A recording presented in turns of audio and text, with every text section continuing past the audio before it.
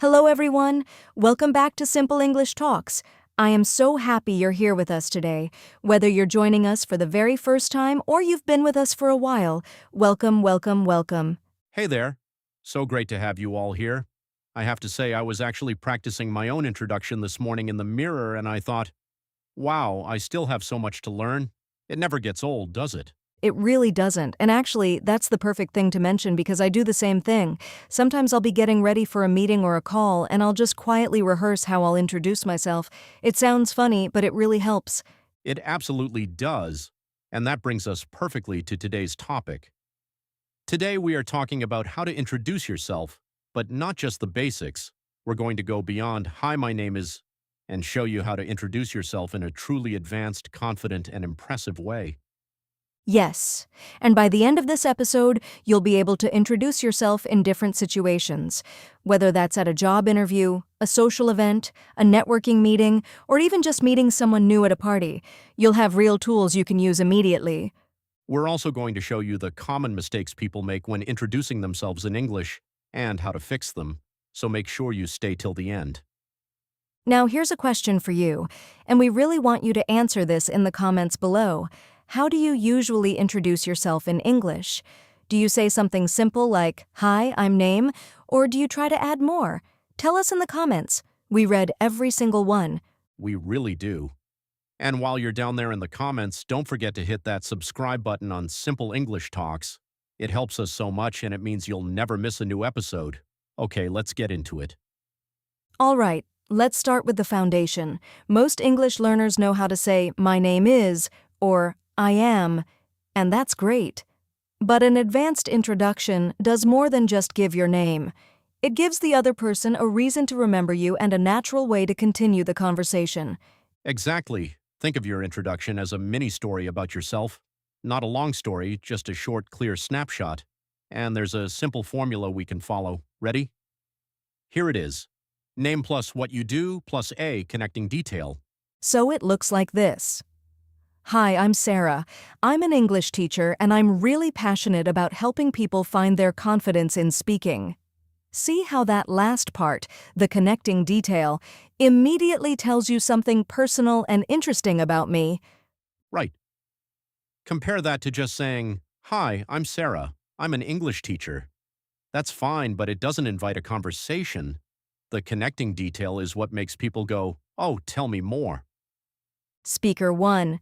Let me give you some more examples. Imagine you're at a business conference. You could say, "Hi, I'm Rogar. I work in digital marketing, and I'm currently really focused on how small businesses can grow using social media." That's professional, clear, and interesting. Or maybe you're at a social event, a dinner party, or a friend's birthday. You could say, hey, I'm Rogar. I'm a marketing guy by day, but honestly, I spend most of my weekends hiking. I'm always looking for new trail recommendations. See the difference in tone? More relaxed, more fun. That's such a good point. The connecting detail changes depending on who you're talking to and where you are. At work, talk about your professional interests. At a social event, talk about your hobbies, passions, or something funny about yourself. Can you pause right here and try it? Think about your name, what you do, and one interesting detail about yourself.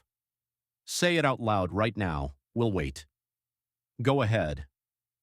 Hi, I'm your name. I'm a job student role, and Now let's look at the negative form, because sometimes you want to correct a misunderstanding right at the start. For example, "Hi, I'm Anna. I'm not actually from Spain even though everyone thinks I am. I'm from Mexico, and I work as a graphic designer."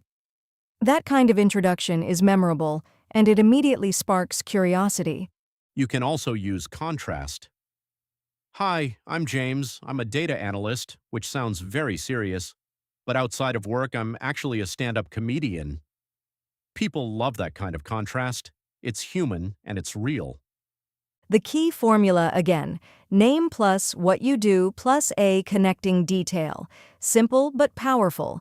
Write that in your notebook right now if you have one nearby.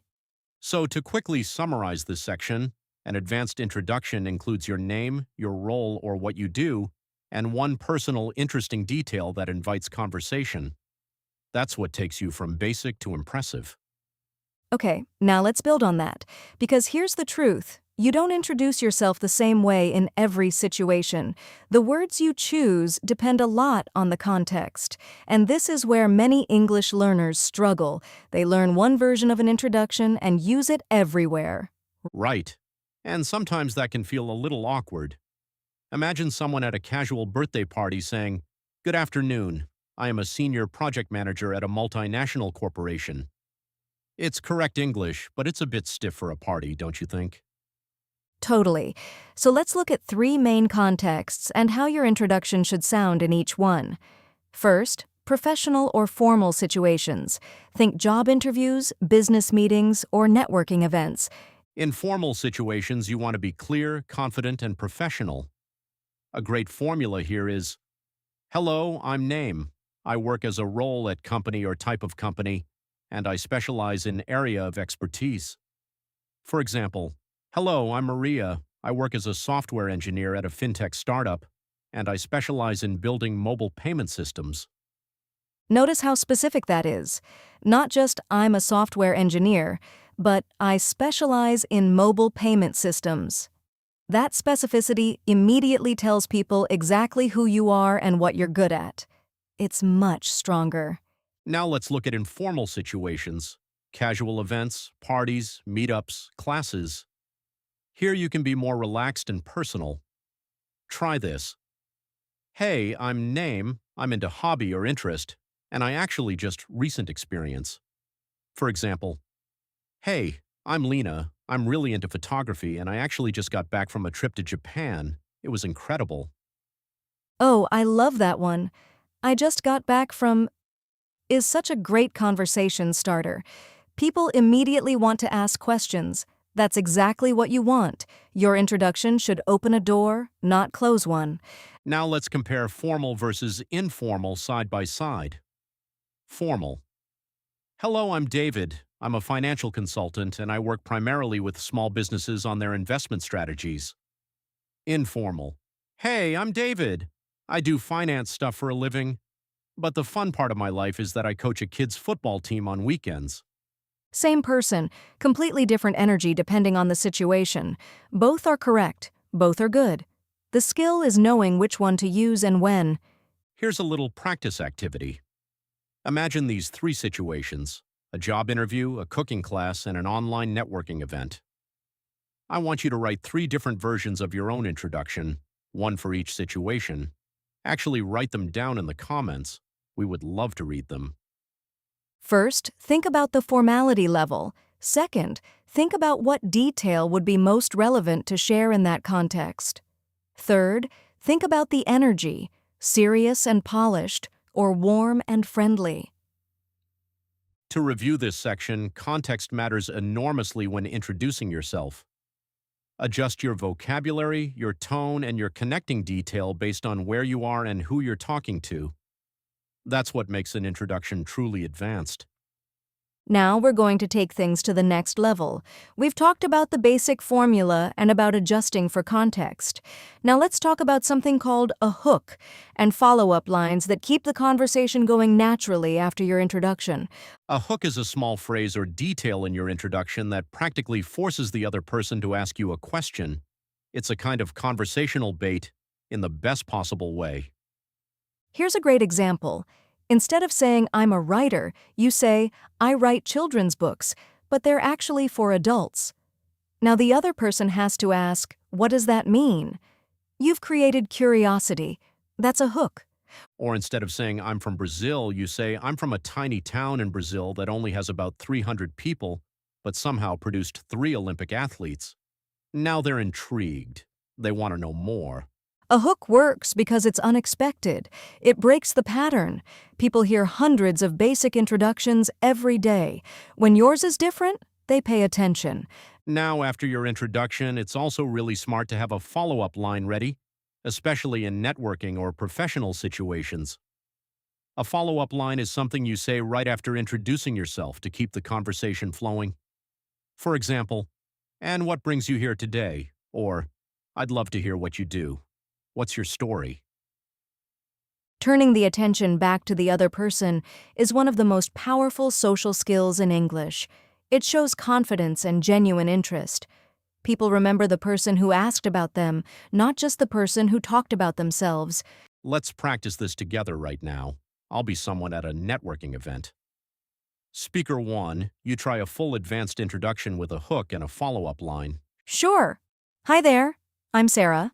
I actually teach English for a living, but my specialty is helping people who are terrified of speaking. I call it English therapy. And what about you? What do you do? See how that works? English therapy is the hook. It's unusual and funny, and ending with a question immediately makes the conversation two-way. Now, let's also talk about tone and delivery, because the words are only half the job. When you introduce yourself, try to slow down just a little. Many people rush when they're nervous. Take a breath. Make eye contact if you're in person. Smile. Even on a phone call, a smile changes the tone of your voice. That's such great advice. And speak with a little energy, not too much. You don't want to seem like you've had 5 cups of coffee, but enough warmth that the other person feels welcome. Okay, here's your mini practice right now. Say this out loud. Fill in the blanks. Hi, I'm your name. What you do. But what people don't usually expect is your hook. What about you? Follow-up question. Say it once, then say it again a little more slowly, then say it one more time with a smile. You'll feel the difference every single time. That's what practice does. It turns nervousness into confidence. In this section, we covered hooks, those surprising little details that create curiosity, and follow-up lines that keep the conversation moving. Together, they make your introduction feel like the beginning of a real conversation, not a rehearsed speech. All right, it's time for one of my favorite parts, common mistakes. And I want to say this up front, Rogar and I have made all of these mistakes ourselves. There's no judgment here. These are so common and totally fixable. Honestly, I still catch myself making some of these, so let's go through them together. Mistake number 1, saying too much too fast. This is probably the most common one. Someone gets nervous and suddenly their introduction turns into a 5-minute autobiography. Hi, I'm Maria. I'm from Colombia. I've been living in Canada for 6 years. I work in healthcare. I have 2 kids. I love cooking. I play the piano on weekends, and I'm trying to learn French. We've all done it. But here's why it doesn't work. The other person can't remember everything, and they don't know what to respond to. Keep your introduction focused. 2 or 3 things maximum. Less is genuinely more. The fix. Name plus role plus 1 connecting detail. That's it. Save the rest for the actual conversation. Mistake number 2, using the wrong level of formality. We talked about this already, but it's such a common mistake that it deserves its own spot here. Saying, "What's up, I'm Jake," in a job interview, probably not great. Saying, "Good evening, I am currently employed as a recreational facilitator at a barbecue," a little strange. The fix. Before you walk into any situation, ask yourself, how formal is this? Then adjust your language to match. It takes just a few seconds of mental preparation and it makes a huge difference. Mistake number 3, ending your introduction with nothing. So many learners say their name and then just stop. And there's an awkward silence. "Hi, I'm Yuki." And then everyone waits. It happens because people think the introduction is complete, but in English conversation, an introduction is an invitation to connect. Always end with something that gives the other person somewhere to go, a question, a comment, a connecting detail. The fix. Add that connecting detail and, when appropriate, follow it with a question back. Always keep the door open. Mistake number 4. Mispronouncing your own name and then giving up explaining it. This one might surprise you. Some learners say their name once. People don't understand. And then they just say, "Oh, it doesn't matter, call me by an English name." But your name matters. It's part of you. The fix. If your name is tricky for English speakers, try this. My name is name, it sounds like similar word or simple description. Or even, most people say alternative pronunciation, and that's fine too. Own your name. It's beautiful. And remember, every mistake you make is just a step on the way to getting it right. The best English speakers in the world made thousands of mistakes before they felt confident. So did we. And honestly, so do we still sometimes. Making mistakes means you're trying. And trying is exactly what moves you forward. We're so proud of you for showing up today. Keep practicing, keep making mistakes, and keep learning. That's the real secret. Okay, it is practice time. This is one of my favorite parts of the episode. I'm going to give you some situations, and for each one, you choose the better introduction. Say your answer out loud. Don't just think it. Say it. It makes a real difference. Ready? Let's go. Situation 1. You're at a job interview. Which is better? Option A. Hey, I'm Tom. I'm kind of into marketing and stuff. Option B. Hello, I'm Tom. I work in digital marketing and I specialize in social media strategy for e-commerce brands. Option B, right? Specific, professional, and confident. Option A sounds casual, which is great at a party, but in a job interview you want to show focus and expertise. Situation 2. You're at a friend's birthday party and you meet someone new. Which is better? Option A. Good evening. I am a practicing attorney with 12 years of experience in corporate law. Option B. Hey, I'm Priya. I'm a lawyer, which sounds very serious, but I'm actually obsessed with true crime podcasts, so I guess it fits. Option B, every time. Same job, but so much more personality. Option A, at a birthday party, might make people slowly back away. Situation 3. You've just introduced yourself at a networking event. Which follow-up is better? Option A. Just smile and wait. Option B. It's great to meet you. And what brings you to this event? Option B, always keep the conversation going. Silence after an introduction can feel awkward, but a genuine question makes everything natural. Now here's your real challenge. Write your own advanced introduction in the comments section right now. Use the formula, name plus what you do, plus one hook, plus one follow-up question. We'll read them and respond to some of them. We really do. And remember, you don't have to be perfect. You just have to try. A real conversation with a small mistake is worth 1,000 perfect sentences you never actually say. The goal isn't perfection. The goal is connection.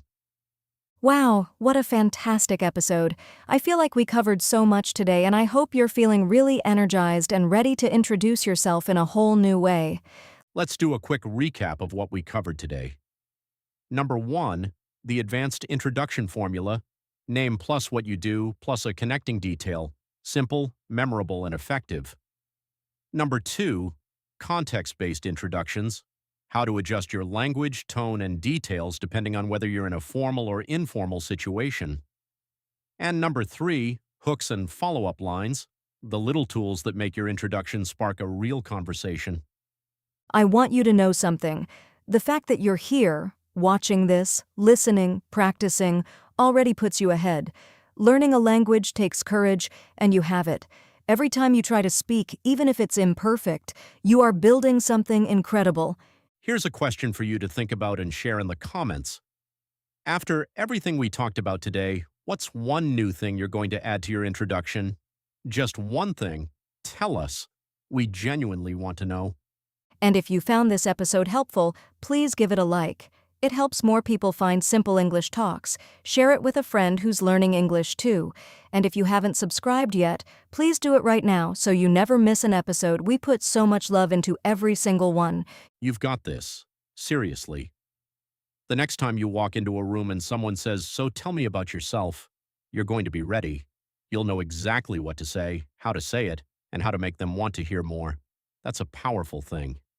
And thank you so much for spending this time with us on Simple English Talks. Keep practicing, keep smiling, and we will see you next time.